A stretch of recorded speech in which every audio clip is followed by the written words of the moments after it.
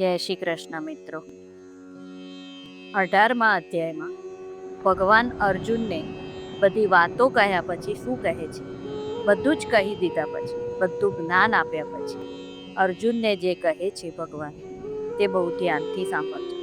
તેના પછી ભગવાને આપણા બધા માટે પણ કંઈક કહ્યું છે. તો જે આપણા માટે કીધું છે તે સાંભળીને તમે બહુ ખુશ થશો, તમને સુખ મળશે. તો તેને ભગવાનનો મેસેજ સમજજો. આપણા બધાના માટે જે 18મા અધ્યાયના અંતમાં બોલાશે, ભગવાને અર્જુનને કીધી છે તે વાત આપણા બધા માટે. તો સૌથી પહેલા ઠાકોરજીને, રાધા રાણીને નિમંત્રિત કરીએ.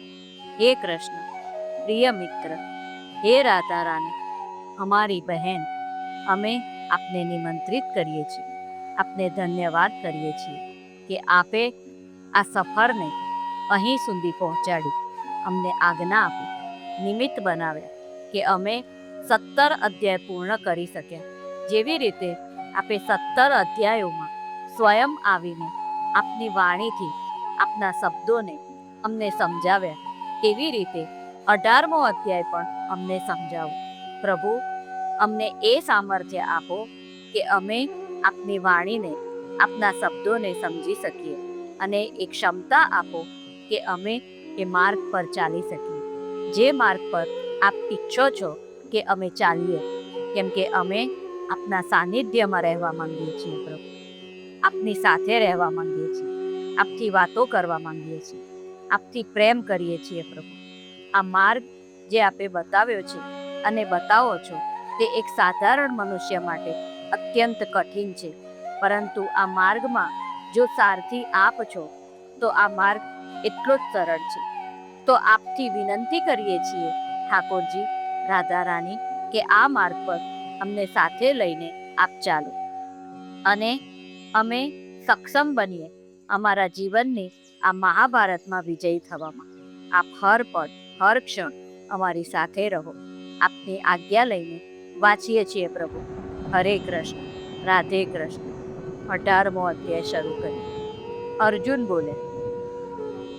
બોલ્યા, હે મહાબાહો, હે અંતર્યામી, હે વાસુદેવ, હું સંન્યાસના તેમજ ત્યાગના તત્વને જુદું જુદું જાણવા માંગુ છું. શ્રી ભગવાન બોલ્યા, કેટલાક પંડિતજનો કામ્ય કર્મોના ત્યાગને સંન્યાસ સમજે છે, જ્યારે બીજા વિચાર કુશળ માણસો સગળાએ કર્મોના ફળના ત્યાગને ત્યાગ કહે છે. કેટલાક વિદ્વાનો એમ કહે છે કે કર્મ માત્ર દોષયુક્ત છે, માટે ત્યાગ કરવા યોગ્ય છે, જ્યારે અન્ય વિદ્વાનો એમ કહે છે કે યજ્ઞ, દાન અને તપરૂપી કર્મ ત્યાગ કરવા યોગ્ય નથી. હે પુરુષ શ્રેષ્ઠ, હે ભરતવંશીઓમાં ઉત્તમ, સંન્યાસ અને ત્યાગ એ બેમાંથી પહેલા ત્યાગ વિશે તું મારો નિશ્ચય સાંભળ. કેમ કે ત્યાગ સાત્વિક, રાજસ અને તામસ એવા ભેદથી 3 પ્રકારનો કહેવાયો છે. યજ્ઞ, દાન અને તપરૂપી કર્મ ત્યાગ કરવા યોગ્ય નથી, પરંતુ એ તો અવશ્ય કરવા જોઈએ. કેમ કે યજ્ઞ, દાન અને તપ એ 3 કર્મો બુદ્ધિશાળી માણસોને પવિત્ર કરનારા છે. માટે હે પાર્થ, આ યજ્ઞ, દાન અને તપરૂપી કર્મોને તેમજ બીજા પણ સગળાએ કર્તવ્ય કર્મોને આસક્તિ અને ફળનો ત્યાગ કરીને ચોક્કસ કરવા જોઈએ. આ મારો નિશ્ચિત કરેલો ઉત્તમ મત છે. 3 કર્મને ક્યારે ત્યાગવા ના જોઈએ: દાન, યજ્ઞ અને તપ. અને જો તમે આ 3 કર્મોને કરો છો તો તેને કર્મ ફળ રહિત કરો, મતલબ કે તેમના કર્મોના ફળની અપેક્ષા ના રાખો. તેને નિષ્કામ ભાવથી કરવાનું છે, સકામ ભાવથી નહીં. તો જો નિષ્કામ ભાવથી કર્મ કરશો તો તેનો ભોગ સીધો ભગવાનને લાગશે. નિષિદ્ધ તેમજ કામ્ય કર્મોનો તો સ્વરૂપથી ત્યાગ કરવો ઉચિત જ છે, પરંતુ નિયત કર્મોનો સ્વરૂપથી ત્યાગ ઉચિત નથી. માટે મોહને લીધે એ નિયત કર્મનો ત્યાગ કરી દેવો તામસ ત્યાગ કહેવાયો છે. જે કંઈ કર્મ છે એ સગળું દુઃખરૂપ જ છે એમ માનીને જો કોઈ માણસ શારીરિક ક્લેશના ભયથી કર્તવ્ય કર્મનો ત્યાગ કરી દે તો એ આવો રાજસ ત્યાગ કરીને ત્યાગના ફળને કોઈ રીતે પણ નથી પામતો. ભગવાન કહે છે કે આપણા નિત્ય કર્મોને ત્યાગવા ના જોઈએ. તો કોઈ એમ વિચારે છે કે કર્મ કરવાથી દુઃખ મળે છે, તો કર્મ કરવા જ ના જોઈએ. ફક્ત નામ જાપ કરો. આમ કરો તો બેઝિકલી તે શારીરિક સુખ મેળવવા ઈચ્છે છે, તે કર્મોથી બચવા માંગે છે. તો તેવા વ્યક્તિને કોઈ પણ પ્રકારના ફળને નથી મેળવતો. તો તેવા વ્યક્તિને કોઈ પણ પ્રકારના ફળ નથી મેળવતા. તે રાજસ ત્યાગ છે. હે અર્જુન, જે શાસ્ત્ર વિહિત કર્મ કરવું કર્તવ્ય છે એવા ભાવથી આસક્તિ અને ફળનો ત્યાગ કરીને કરવામાં આવે છે, એ જ સાત્વિક ત્યાગ મનાયો છે. જે માણસ અકુશળ કર્મનો દ્વેષ નથી કરતો કે કુશળ કર્મમાં આસક્ત નથી થતો, એ શુદ્ધ સત્વ ગુણથી યુક્ત માણસ સંશય વિનાનો, બુદ્ધિશાળી અને ખરો ત્યાગી છે. શરીરધારી કોઈ પણ માણસ દ્વારા સંપૂર્ણપણે બધા જ કર્મોને ત્યજવા શક્ય નથી. માટે જે કર્મફળનો ત્યાગ કરનાર છે એ જ ત્યાગી કહેવાય છે. કર્મફળનો ત્યાગ ન કરનારા માણસોના કર્મોનું સારું, નરસું અને મિશ્ર એમ 3 પ્રકારનું ફળ મર્યા પછી અવશ્ય હોય છે. પરંતુ કર્મફળનો ત્યાગ કરી દેનારા માણસોના કર્મોનું ફળ કોઈ કાળે પણ નથી હોતું. જે કર્મફળની ઈચ્છા રાખવા વાળો મનુષ્ય છે તેમને કર્મોનું ફળ મળશે. જેવી રીતે ભગવાને પહેલા બતાવ્યું છે કે તમે સ્વર્ગમાં જશો, તમે ફળ ભોગવશો, પણ જ્યારે તે ફળ પૂરું થઈ જશે તો પાછું તમારે અહીંયા જ આવવું પડશે, ફરીથી કર્મ કરવા પડશે, આમ જ જીવન જીવવું પડશે. ભગવાન કહે છે કે કર્મ ફળ તો મળશે, પછી તે સારું હોય કે ખરાબ, જેવું તમે કર્મ કર્યું હશે તેના હિસાબથી. પરંતુ જેણે કર્મના ફળને ત્યાગી દીધું છે તે વ્યક્તિથી ક્યારેય પણ જો કોઈ ખરાબ કર્મ થઈ જાય તો તેનો કોઈ પણ કાળમાં કોઈ પણ હિસાબ કિતાબ નહીં થાય, ના આ લોકમાં ના પરલોકમાં. જન્મ જન્માંતર સુધી તેનો કોઈ પ્રારબ્ધ નહીં હોય, કેમ કે તેણે તેના બધા કર્મ મને સોંપી દીધા છે. તો તેના બધા કર્મને હું સહન કરીશ. હે મહાબાહો, સર્વ કર્મના સિદ્ધ થવામાં આ 5 કારણો કર્મોનો અંત કરવાનો ઉપાય દર્શાવનારા સાંખ્ય શાસ્ત્રમાં કહેવાયા છે. એમને તું મારી પાસેથી સારી રીતે જાણી લે.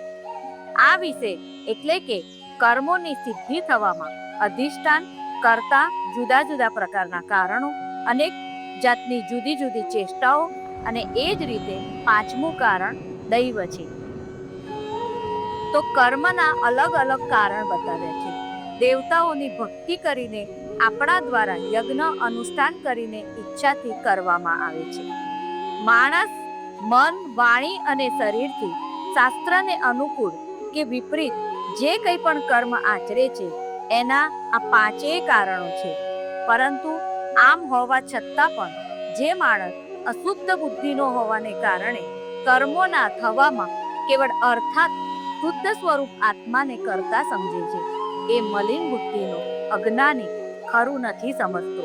જે માણસના અંતઃકરણમાં હું કરતા છું એવો ભાવ નથી, તેમજ જેની બુદ્ધિ સાંસારિક પદાર્થોમાં અને કર્મોમાં લેવાતી નથી, એ માણસ આ બધા લોકોને હણીને પણ વાસ્તવમાં નથી હણાતો કે નથી પાપથી બંધાતો. એક વ્યક્તિ જે હંમેશા એમ કહે છે કે જે કંઈ પણ કર્મ કર્યા છે તે મેં કર્યા છે, જે પોતાની જાતને પ્રધાન સમજે છે, જે ભગવાનને માનતો જ નથી કે કર્મ કરવાવાળા તો ભગવાન છે, તો તેના કર્મોનું ફળ તો તેને જ મળે છે. પરંતુ જે એવો વ્યક્તિ જે માની લે છે કે કરતા હું જ છું, હું જ ઈશ્વર છું, તે પણ જે તેના સારા કર્મો મને સમર્પિત કરી દે છે, તો તેવા વ્યક્તિ પણ ક્યારેય પાપથી નથી બંધાતો. જ્ઞાતા, જ્ઞાન અને જ્ઞેય આ 3 પ્રકારના કર્મના પ્રેરકો છે, અને કર્તા, કરણ તેમજ ક્રિયા આ 3 પ્રકારનો કર્મ સંગ્રહ એટલે કે કર્મના સાધનો છે. ગુણોને આધારે સઘળા પદાર્થોની ગણના કરનારા સાંખ્ય શાસ્ત્રમાં ગુણોના ભેદને લીધે જ્ઞાન, કર્મ તથા કર્તા 3 પ્રકારના જ કહેવાયા છે. એમને પણ તું મારી પાસેથી સારી પેઠે સાંભળ. જે જ્ઞાનથી માણસ ભિન્ન ભિન્ન જણાતા બધા જ ભૂતોમાં એક અવિનાશી પરમાત્મા ભાવને અવિભાજિત રૂપે સંભાવે રહેલો જુએ છે, એ જ્ઞાનને તું સાત્વિક જાણ.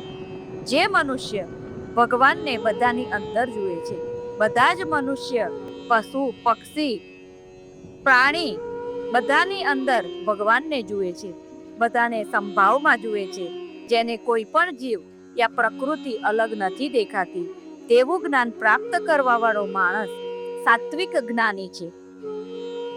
પરંતુ જે જ્ઞાન સકળ ભૂતોમાં જુદી જુદી જાતના અનેક ભાવોને જુદા જુદા સ્વરૂપે જાણે છે, એ જ્ઞાનને તું રાજસ જાણ. હવે જે આપણે છીએ, આપણે બધાને અલગ અલગ જોઈએ છીએ કે આ સારો છે, આ ખરાબ છે, તો તે રાજસ જ્ઞાનને માને છે. અને વળી જે જ્ઞાન એકલા કાર્યરૂપ શરીરમાં જ સંપૂર્ણની જેમ આસક્ત રહેનારું છે, તથા જે યુક્તિ વિનાનું સાત્વિક અર્થથી રહિત તેમજ તુચ્છ છે, તે તામસ કહેવાયું છે. જે એક કાર્યમાં સ્થિત, એક શરીરમાં સ્થિત, જે પોતાની જાતને જ માને છે કે હું જ બધું કરવા વાળો છું, હું જ કરતા છું, જે કંઈ પણ છું તે હું જ છું, તેવો વ્યક્તિ તમસ જ્ઞાની કહેવાય છે. જે કર્મશાસ્ત્ર વિધિથી નિયત થયેલું હોય, કર્તાપણાના અભિમાનથી રહિત થઈને કરવામાં આવ્યું હોય, તેમજ ફળની લાલસા વિનાના માણસ વડે રાગ દ્વેષ વિના કરવામાં આવ્યું હોય, એ કર્મ સાત્વિક કહેવાય છે. પરંતુ જે કર્મ ઘણો પરિશ્રમ વેઠીને કરાય છે અને વળી ભોગોને ઈચ્છતા માણસ વડે કે અહંકારી માણસ વડે કરવામાં આવે છે, એ કર્મ રાજસ કહેવાયું છે. જે કર્મ પરિણામ, હાનિ, હિંસા અને સામર્થ્યને ધ્યાનમાં લીધા વિના કેવળ અજ્ઞાનને લીધે આચરવામાં આવે છે, એ કર્મ તામસ કહેવાય છે.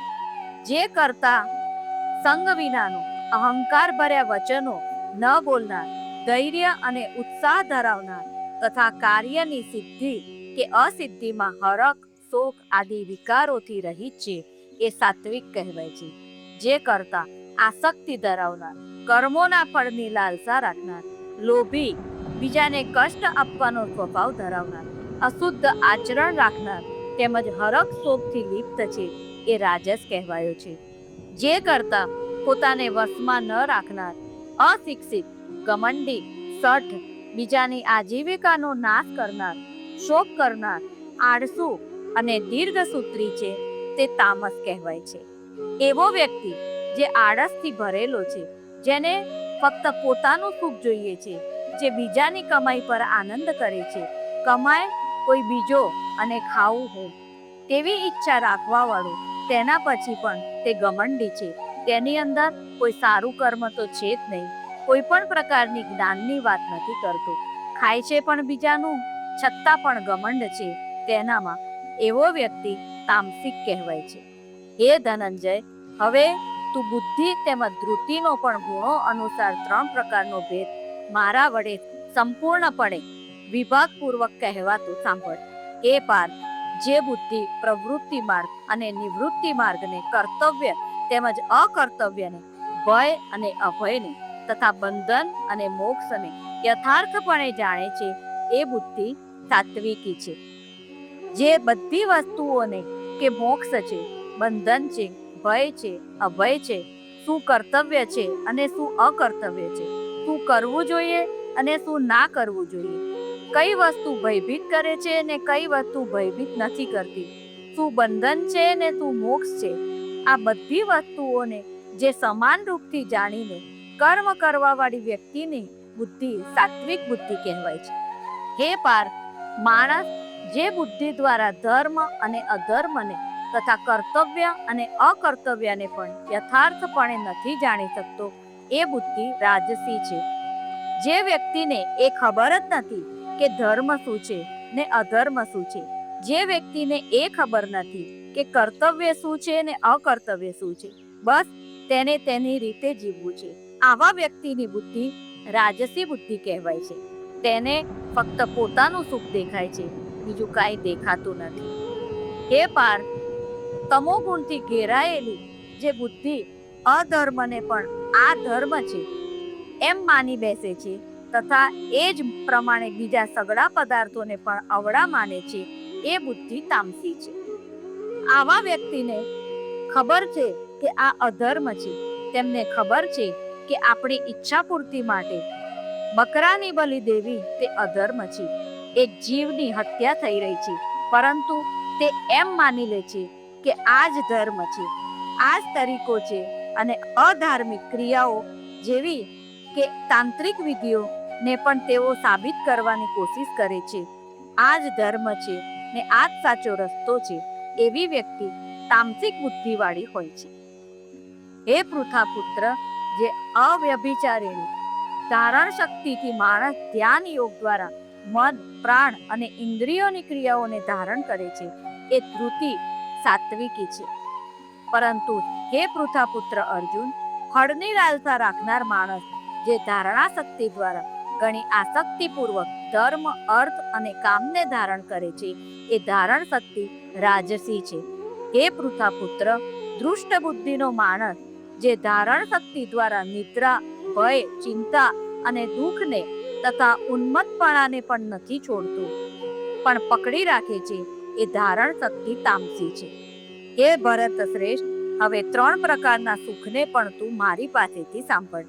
જે સુખમાં સાધક માણસ ભજન, ધ્યાન અને સેવા આદિના અભ્યાસ વડે રમણ કરે છે, અને જેથી દુઃખોના અંતને પામી જાય છે, જે આ જાતનું સુખ છે, એ શરૂઆતમાં જો કે વિષ જેવું જણાય છે, પણ પરિણામે અમૃત જેવું છે. આ માટે એ પરમાત્મા વિષયક બુદ્ધિના પ્રસાદમાંથી ઉપજનારું સુખ સાત્વિક કહેવાયું છે. તો ભગવાન કહે છે કે જે સાત્વિક ભોજન કરે છે, ભગવાનનું ભજન કરે છે, ધ્યાન કરે છે, સાત્વિક બુદ્ધિથી, તેવી વ્યક્તિને શરૂઆતમાં તેમના કર્મો તેમને કપરા લાગે છે, ઝેર જેવા લાગે છે, પરંતુ તેનું પરિણામ હંમેશા અમૃત સમાન હોય છે. તો જેને કપરું લાગે છે કે રોજ રોજ નામ જપ કરવું, આટલી માળા જપવી, ભગવાનની સેવા કરવી, દાન કરવું, કર્મફળની ઈચ્છા રાખ્યા વગર કર્મ કરવું, તે ખરેખર અઘરું છે. પરંતુ ભગવાન કહે છે કે આ શરૂમાં કપરું લાગશે, પરંતુ તમે જો આ માર્ગ પર ચાલવા લાગશો તો તમને ફક્ત અમૃત જ મળશે. આવું સુખ સાત્વિક સુખ કહેવાય છે. જે સુખ વિષય અને ઇન્દ્રિયોના સંયોગથી થાય છે, એ શરૂઆતમાં ભોગકાળમાં અમૃત જેવું જણાતું હોવા છતાં પરિણામે વિષ જેવું છે. માટે એ સુખ રાજસ સુખ કહેવાયું છે.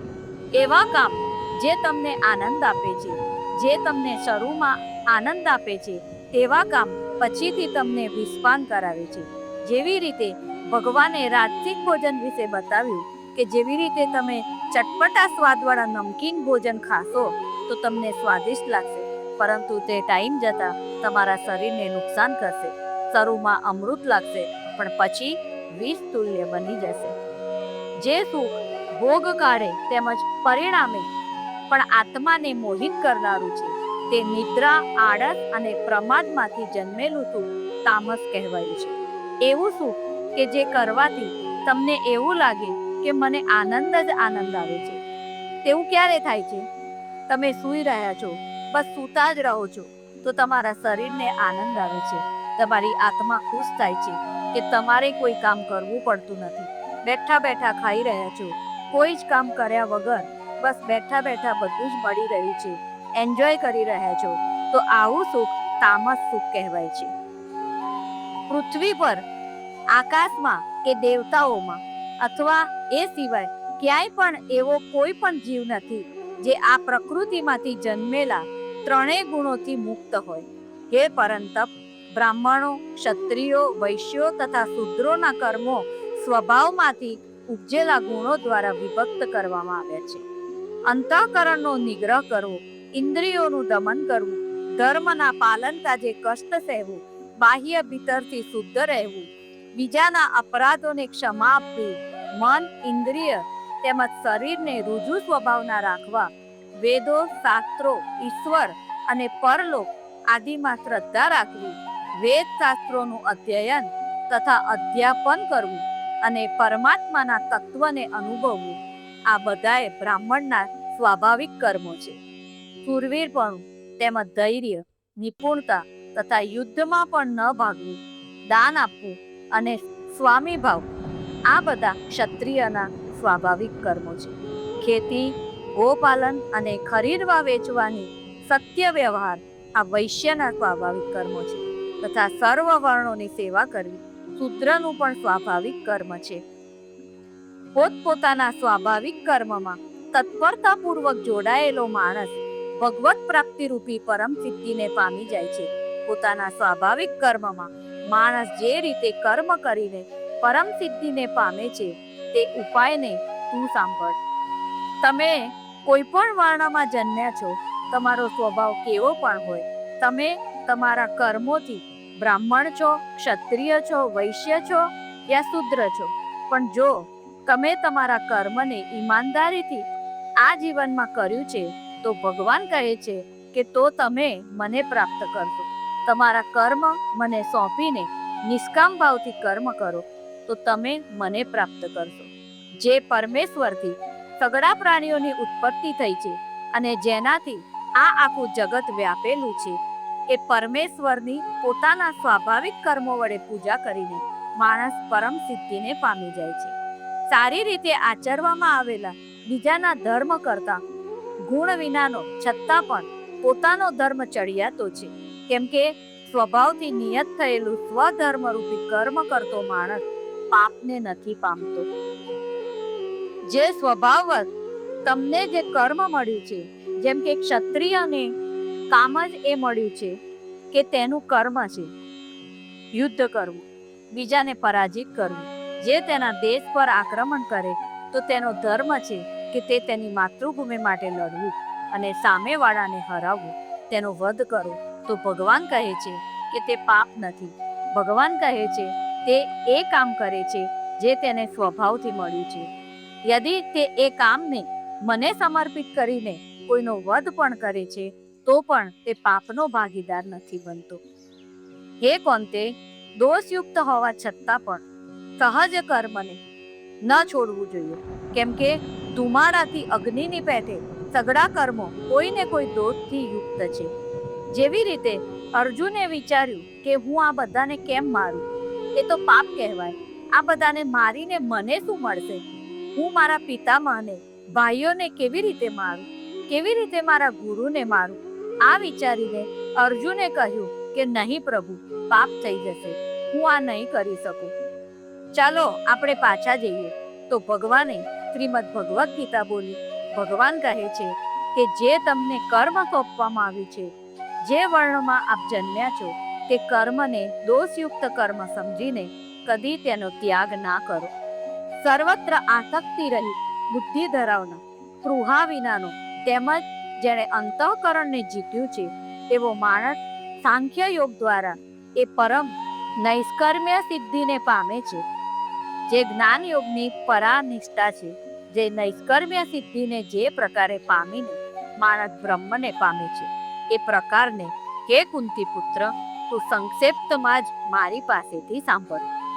વિશુદ્ધ થયેલી બુદ્ધિથી યુક્ત, પચવામાં હલકો, સાત્વિક અને નિયમિતપણે ખોરાક ખાનાર, શબ્દાદી વિષયોને ત્યજીને એકાંત તેમજ શુદ્ધ દેશનું સેવન કરનાર, સાત્વિક ધારણ શક્તિ દ્વારા અંતઃકરણ અને ઇન્દ્રિયોને સંયમિત કરીને મન, વાણી તથા શરીરને વશમાં રાખનાર, રાગ દ્વેષને સંપૂર્ણપણે નષ્ટ કરીને યોગ્ય રીતે દ્રઢ વૈરાગ્યનો આશરો લેનાર તથા અહંકાર, બળ, ઘમંડ, કામ, ક્રોધ અને પરિગ્રહને છોડીને નિરંતર ધ્યાન યોગને પરાયણ રહેનાર, મમત્વ વિનાનો અને શાંત માણસ સચ્ચિદાનંદ ઘન બ્રહ્મમાં અભિન્ન ભાવે સ્થિત રહેવાને પાત્ર બને છે.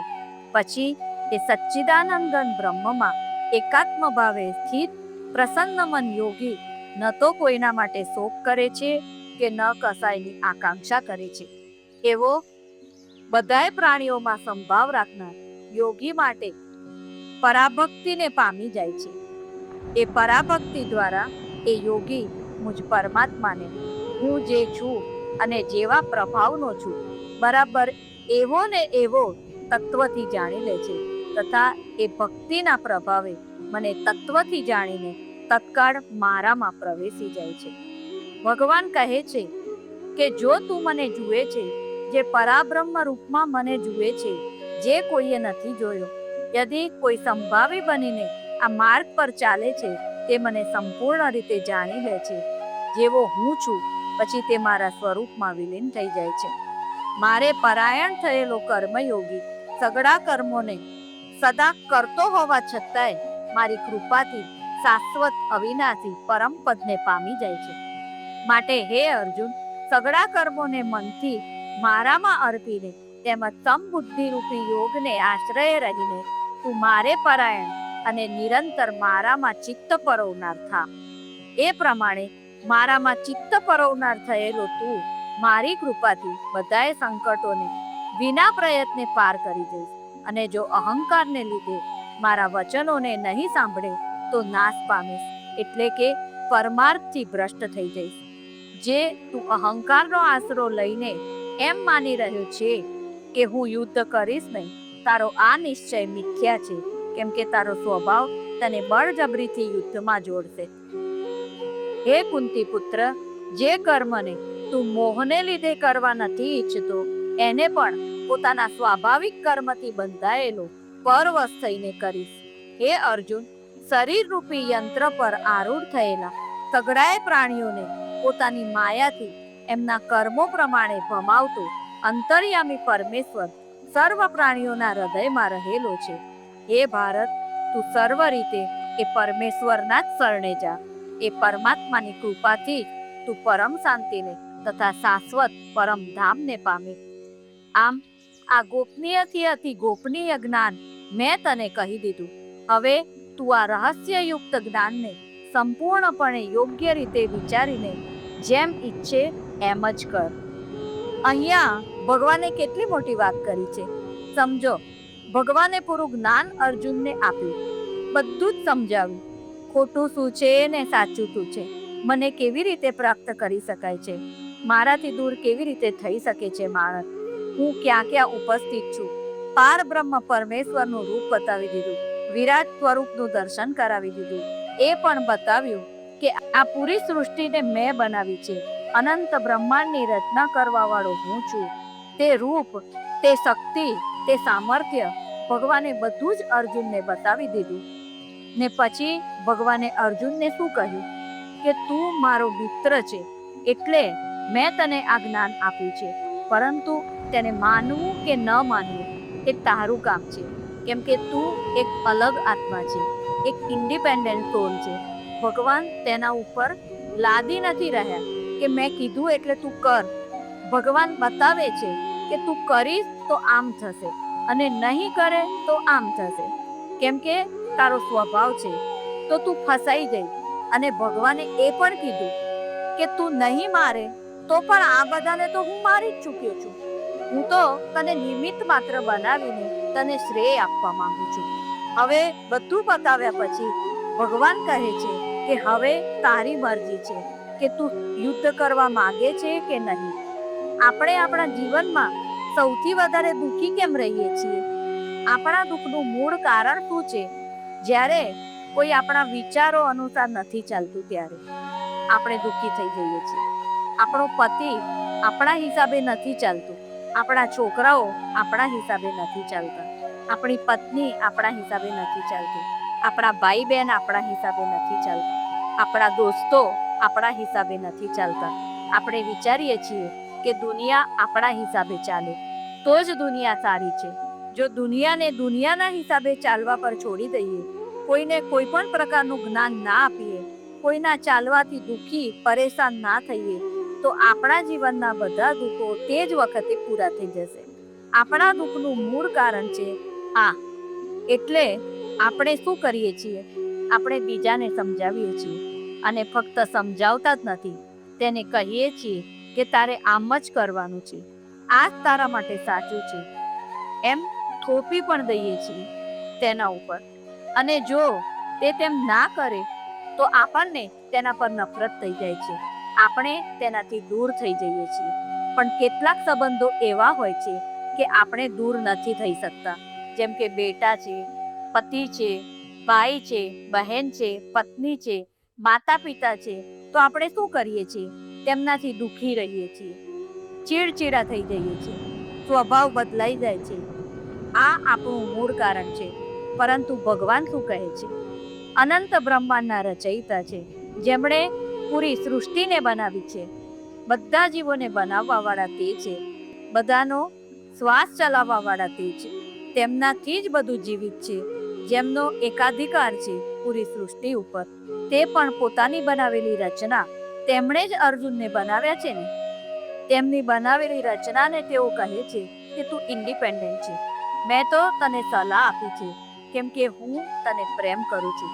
હવે કરવું કે ના કરવું એ તારું કામ છે. કરીશ તો આમ થશે અને નહીં કરે તો આમ થશે. એક મિત્ર તરીકે સલાહ આપું છું, તારી ઉપર થોપી નથી દેતો. તો અહીંયા ભગવાન શું શીખવાડે છે કે એક મિત્ર તરીકે, એક રિશ્તેદાર તરીકે, એક શુભ ચિંતક તરીકે આપણે કોઈ પણ વ્યક્તિને, કોઈ પણ જીવને ફક્ત એક વાર સમજાવવું જોઈએ, 2 વાર 3 વાર સમજાવવું જોઈએ. તેના પર થોપવું ના જોઈએ, અપેક્ષા ના રાખવી જોઈએ. તેને એ નહીં કહેવાનું કે તું આમ જ કર. આપણે તેને તેનું સારું અને ખોટું બંને બતાવવું જોઈએ આપણી બુદ્ધિથી. પછી તે કરે કે ના કરે, આપણે નારાજ થવું જોઈએ નહીં. જો તે આપણા કહ્યા અનુસાર નથી કરતું અને આપણને લાગે છે કે આ રીત બરાબર છે અને તેને લાગે છે કે આ રીત બરાબર નથી અને તે તેના મુજબ કરશે, તો તેના 2 કારણ હશે. યા તો તેને નુકસાન થશે, અથવા તો એવું પણ બની શકે કે તેની જે રીત છે તે આપણાથી પણ વધારે સારી હોય અને તેના પરિણામ વધારે સારા આવે, આપણે સમજી ના શક્યા હોઈએ. તો જો તે સારું કામ કરશે તો સારી વાત છે, અને જો તેને નુકસાન થશે તો તે બીજી વાર યાદ રાખશે. તો તેને ફ્રી છોડો, કોઈને બાંધો નહીં, તેને મુક્ત છોડો, તેને મોહમાં ના બાંધો. જેવી રીતે આપણે પશુ પક્ષીઓને મોહમાં બાંધી રાખીએ છીએ, કૂતરા બિલ્લીને પાડીએ છીએ ને પછી આપણા મોહવશ તેમને એક સીમિત જગ્યા આપી દઈએ છીએ. પરંતુ જો તેમનાથી પ્રેમ હોત તો તેમને આઝાદ કરી દે. સગળા ગોપનીય વચનોથી અતિ ગોપનીય મારા પરમ રહસ્યયુક્ત વચનને તું હજી પણ સાંભળ. તું મને ઘણો પ્રિય છે, માટે આ પરમ હિતકારી વચન હું તારા માટે ફરીથી કહું છું. હે અર્જુન, તું મારામાં મન પરોવનાર થા, મારો ભક્ત બની જા, મારું પૂજન કરનાર થા અને મને પ્રણામ કર. આમ કરવાથી તું મને જ પામે. આ હું તારી સામે સત્ય પ્રતિજ્ઞા કરું છું, કેમ કે તું મને ઘણો પ્રિય છે. એક મા બાપ તેમના છોકરાઓને સમજાવે છે ને, તેવી રીતે ભગવાન અર્જુનને સમજાવે છે કે હું તને બહુ પ્રેમ કરું છું, તો તું મારામાં મન પરો. અહીં ભગવાન તેમની ભાવનાને અર્જુન સામે વ્યક્ત કરે છે. ભગવાનની ભાવનાઓ ફક્ત તેમના ભક્તો માટે જ હોય છે, નહીં તો ભગવાન બિલકુલ ભાવુક નથી. તેઓ તો ઇન્દ્રિયહીન છે. ભગવાન વચન આપે છે કે જો તું આમ કરીશ તો તારા બધા જ કર્મોનું ફળ મને પ્રાપ્ત થશે. એ હું તને વચન આપું છું. આપણે બધાને પણ વચન આપે છે ભગવાન. અહીંયા 18મા અધ્યાયમાં આપણે બધા અર્જુન છીએ, એ વાત ધ્યાન રાખજો કે આ બધી વાતો આપણા માટે કીધી છે, તો ધ્યાનથી સાંભળજો. સગળાએ ધર્મોને એટલે કે સગળાએ કર્તવ્ય કર્મોને મારામાં ત્યજી લે. તું કેવળ એકમાત્ર મુજ સર્વશક્તિમાન સર્વાધાર પરમેશ્વરના જ શરણે આવી જા. હું તને બધાએ પાપોથી મુક્ત કરી દઈશ. તું શોક કર માં.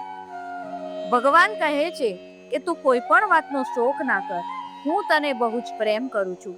તું બધા કર્મોને ત્યાગી દે, બધા ધર્મોને એટલે કે વિચારોને ત્યાગી દે.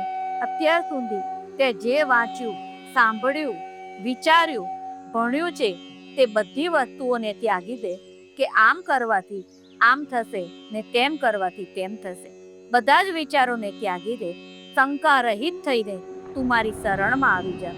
હું તને સંપૂર્ણ પાપોથી મુક્ત કરી દઈશ. અને આ ભગવાન અર્જુનને ક્યારે કહે છે? જ્યારે ભગવાને અર્જુનને બ્રહ્મરૂપ બતાવીને એ સમજાવ્યું છે કે અનંત બ્રહ્માંડનો રચયિતા હું જ છું, પૂરી સૃષ્ટિનો કરતા ધરતા હું જ છું, પૂરી સૃષ્ટિ મારાથી જ ચાલે છે. પળભર માટે તમે વિચારો કે ભગવાન તમને તેમનું સંપૂર્ણ રૂપ બતાવી દે. તેના પછી ભગવાન કહે કે તું બધા ધર્મ ત્યાગી દે, બધા કર્મોના ફળને ત્યાગી દે, તું તું મારી શરણમાં આવી જા, હું પાપ મુક્ત કરી દઈશ. તો શું તમે ક્ષણભરમાં ભગવાનની શરણમાં નહીં જતા રહો? બધા જ જતા રહેશો ને? બધા ભગવાનને મેળવવા જ ઈચ્છે છે ને? આ વાત ભગવાન અર્જુનની સાથે આપણને પણ કહે છે. આપણને કેમ કહે છે? કેમ કે આજથી પહેલા જ્યારથી આપણે શ્રીમદ ભગવદ્ ગીતાને સાંભળવાને શરૂ કરી તે પહેલા આપણને ખબર નહોતી કે ઠાકોરજી અનંત બ્રહ્માંડના રચયિતા છે, આટલા શક્તિશાળી છે, આટલા દયાળુ છે, એટલો અગાધ આપણને પ્રેમ કરે છે કે ભગવાન કહે છે કે તે જેટલા ખરાબ કર્મ કર્યા હોય તો પણ કાંઈ વાંધો નહીં, તે બધા પણ હું સહન કરી લઈશ. ભગવાન કહે છે કે આ ક્ષણની પહેલા તે જે કંઈ પણ કર્મ કર્યા છે તે બધાને તું ભૂલી જા. તો આ 18મો અધ્યાય શરૂ કરતા પહેલા આપણે પણ અજ્ઞાની હતા. આપણે પ્રભુથી આટલા પરિચિત નહોતા. જેણે શ્રીમદ ભગવદ્ ગીતા પહેલા નથી વાંચી તેઓ હમણાં તો આપણે ભગવાનના બ્રહ્મ રૂપને જોઈ લીધું છે, ભગવાનને જાણ્યા છે કે ભગવાન ક્યાં ક્યાં સમાહિત છે, કેવા કેવા રૂપમાં ભગવાન પ્રગટ થઈ શકે છે અને કેવા કેવા રૂપમાં આપણને દર્શન આપી શકે છે, કેવા કેવા ભાવથી આપણે તેમની પૂજા કરીએ, કેવી રીતે આપણે તેમની પ્રાર્થના કરીએ કે ભગવાન પ્રગટ થશે. શું સાચું છે ને શું ખોટું છે તે બધું જ આપણે જાણી ચૂક્યા છીએ પાછળના 17 અધ્યાયોમાં. તે પછી ભગવાન આપણને કહે છે કે બધું જ ત્યાગીને, બધા જ ધર્મોને ત્યાગીને, બધી ઈચ્છાઓને ત્યાગીને તું મારા શરણમાં આવી જા, હું તને પાપ મુક્ત કરી દઈશ. તો આ ભગવાન 18મા અધ્યાયના જે આની આગળના 4-5 શ્લોક છે તે આપણને બધાને કહે છે. તો બહુ ધ્યાનથી સાંભળજો. તારે આ ગીતા રૂપી રહસ્યમય ઉપદેશ કોઈ પણ કાળે ન તો તપ રહિત માણસને કહેવો, ન તો ભક્તિ રહિતને, અને ન તો સાંભળવા ન ઈચ્છતા માણસને કહેવો, તથા જે મારામાં દોષ દ્રષ્ટિ રાખે છે એને તો કદીએ ન કહેવું. ભગવાન કહે છે કે આ ભગવદ્ ગીતાને કોઈ એવા વ્યક્તિને ના સંભળાવવી જોઈએ કે જેની ઈચ્છા નથી સાંભળવામાં, જેને મારામાં વિશ્વાસ જ નથી, જે મને પ્રેમ નથી કરતો, જેની અંદર ભક્તિ ભાવ જ નથી, જે મને જાણતો જ નથી. ભગવાન કહે છે કે શ્રીમદ ભગવદ્ ગીતા વાંચવા સાંભળવા માટે પહેલા મને પ્રેમ કરો, પહેલા મને ઓળખો કે હું કોણ છું, પહેલા ભક્તિ કરો, તે માર્ગ પર આવો, પછી હું તમને બતાવીશ કે હું કોણ છું. પહેલા મને ઓળખવાની ઈચ્છા તો જાગૃત કરો. તમારે કેમ મારી પાસે આવવું છે તે જાણો તો ખરા. પહેલા મારું નામ તો પુકારો. તમે મને બોલાવો કે હે કૃષ્ણ, હું અહીંયા આવી ગયો છું, તો હું તમને કહીશ કે હા, હું અહીં જ છું. જ્યાં સુધી તમારા મનમાં મારે માટે કોઈ ભાવના જ નથી તો હું તમને કેવી રીતે મળી? તમે મારી ભક્તિ કરો, નામ જપો, મને યાદ કરો, મને ભોગ લગાવો, તો હું તમને મળી. તો ભગવાન કહે છે કે જે મારો નામ જાપ કરે છે, મારી ભક્તિ કરે છે, મને પ્રેમ કરે છે, તેનો છેલ્લો પડાવ છે આ શ્રીમદ ભગવદ્ ગીતા. તેમના માટે છેલ્લું જ્ઞાન છે આ ભગવદ્ ગીતાને સાંભળવી, તેને સમજવી, એ ઠાકોરજીની પ્રાપ્તિ છે. તો હવે આપને ઠાકોરજી પ્રાપ્ત થઈ ગયા છે. હવે આના પછી પ્રભુના દર્શન બચે છે. જો તમે આમાં જે કંઈ કીધું છે તે રસ્તે ચાલ્યા તો સાક્ષાત પ્રભુના દર્શન થશે, જેવી રીતે અર્જુનને થયા હતા. ભગવાને એક વાત કહી છે કે દેવી દેવતા પણ પ્રકૃતિના 3 ગુણોથી બંધાયેલા છે અને ભગવાન તેમના ભક્તોથી શું અપેક્ષા રાખે છે કે તે આ 3 ગુણોને પણ પાર કરીને તેની ઉપર જાય, તે ભગવાનના દર્શન કરે છે. એક વાત સમજી લો કે ભગવાનના આદેશ વગર, ઠાકોરજીની કૃપા વગર કોઈની અંદર એક ક્ષમતા નથી કે તે આ ભગવદ્ ગીતાને વાંચી શકે કે સાંભળી શકે. તો આપણે કેટલા ભાગ્યશાળી છીએ.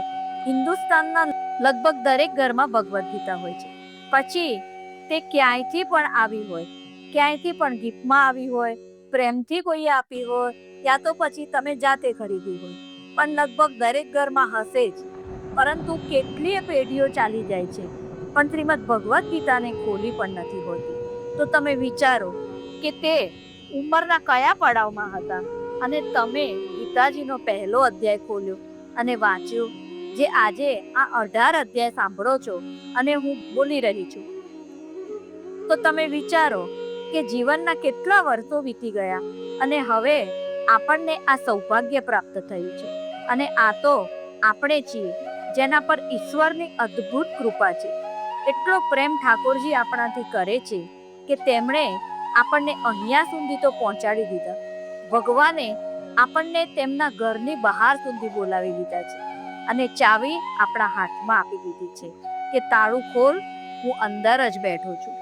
ભગવાને બીજી ક્ષમતા એ પણ આપી છે કે યદિ તું તાળું ખોલવા નથી ઈચ્છતો તો ભક્તિનો આ માર્ગ અપનાવ, હું બહાર આવી. ભગવાન કહે છે કે તું એટલો સંભાવી થઈ જા, એટલો સરળ થઈ જા કે તું જ્યાં હોય ત્યાં હું આવી તારા માટે. હું મારું સિંહાસન છોડીને તારી પાસે આવી, જેવી રીતે સુદામા માટે આવ્યો હતો અને તને સિંહાસન પર બેસાડી. પણ તું પહેલા મને એટલો પ્રેમ કર. સુદામાને જબરજસ્તી તેમની પત્નીએ ભગવાન પાસે મોકલ્યા હતા. સુદામા ઈચ્છા રહિત ભગવાન પાસે આવ્યા હતા અને 3-4 દિવસ ભગવાન પાસે રહ્યા, પણ ભગવાનને કીધું પણ નહીં કે પ્રભુ તમારી પાસે કેમ આવ્યો છું. તેમણે ભગવાનને બતાવ્યું પણ નહીં કે હું આટલી ગરીબીમાં જીવું છું. અને જે તેમની સાથે પોટલીમાં તાંદૂળ લઈને આવ્યા હતા તે ભગવાનનો વૈભવ જોઈને તેને સંતાડી રહ્યા હતા. ભગવાન કેટલો પ્રેમ કરે છે તેમના ભક્તોને. તેમણે પહેલા રાજગાદી પર બેસાડ્યા, જેના પર ભગવાન સ્વયં બેસે છે. તેમના ચરણ ધોયા, કેમ કે સુદામા કર્મયોગી થઈ ગયા હતા. તેઓ જે કર્મ કરી રહ્યા હતા તેના ફળની તેમને ઈચ્છા નહોતી. તે તો તેમના મિત્રને મળવા જઈ રહ્યા હતા અને ભગવાને પણ તેમને કાંઈ બતાવ્યા વિના એટલું બધું સુખ, ધન, વૈભવ આપ્યા. જ્યારે સુદામા તેમના ઘરે ગયા તો તેમની ઝૂંપડીની જગ્યાએ આલીશાન મહેલ બની ગયો હતો અને તેમની પત્ની ઘરેણાઓ અને કિંમતી વસ્ત્રોથી લદાયેલી હતી. તેમના બાળકો પણ મોંઘા વસ્ત્રો અને આભૂષણોથી લદાયેલા હતા.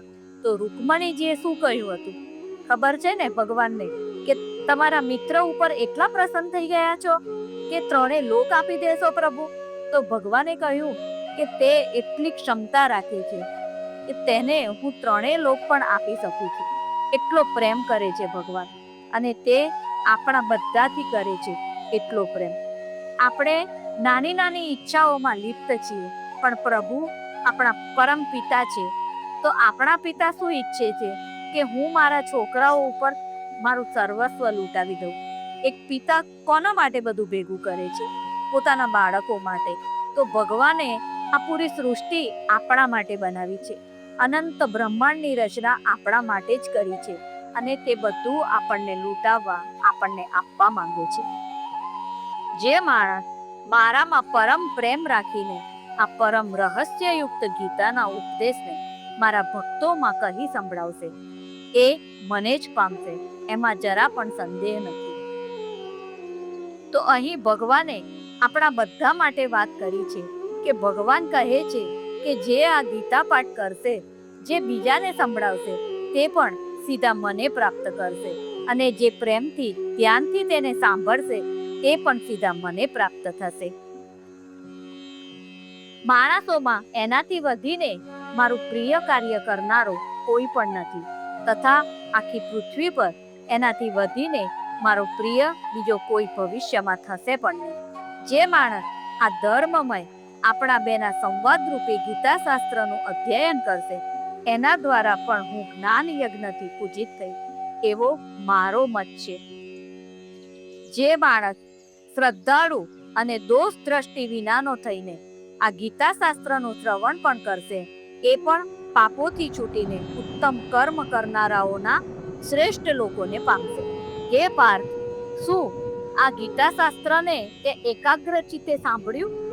અને હે ધનંજય, શું તારો અજ્ઞાનમાંથી ઉપજેલો મોહ નાશ પામ્યો?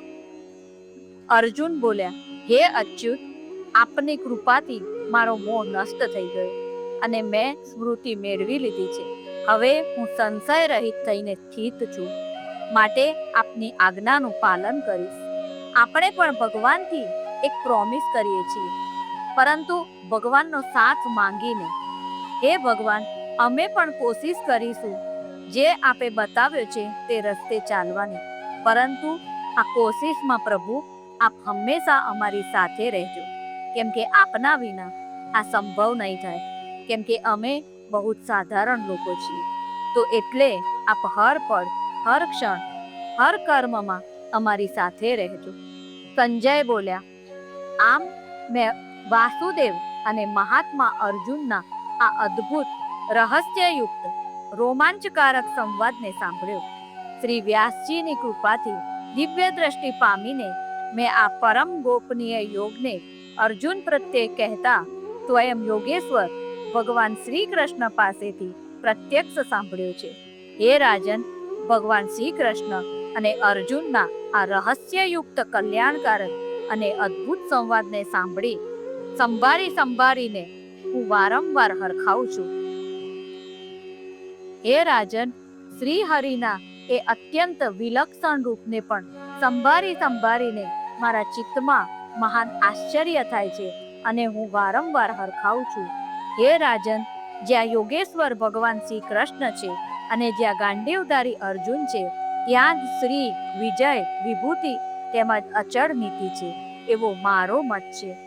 સંજયે પહેલા જ દિવસે યુદ્ધ શરૂ થતા પહેલા જ ધૃતરાષ્ટ્રને સાવચેત કરી દીધા હતા કે જ્યાં ભગવાન સ્વયં છે અને જ્યાં અર્જુન જેવો ધનુર્ધારી છે, ભગવાનનો આવો ભક્ત છે, તો મહારાજ ત્યાં તો વિજય નિશ્ચિત છે. હવે કોની રાહ જુઓ છો? હવે યુદ્ધ થશે અને તમારા બધા જ પુત્રો હારશે. તો અહીંયા ભગવાનનો 18મો અધ્યાય સંપૂર્ણ થાય છે. સર્વપ્રથમ ભગવાનનો ધન્યવાદ કરીશું. આજે 18 અધ્યાય પૂર્ણ થયા. ઠાકોરજી, આપનો ખૂબ ખૂબ ધન્યવાદ. રાધા રાણી, આપનો ખૂબ ખૂબ ધન્યવાદ. હે રાધા રાણી, આપે અમને આપના શરણમાં લીધા.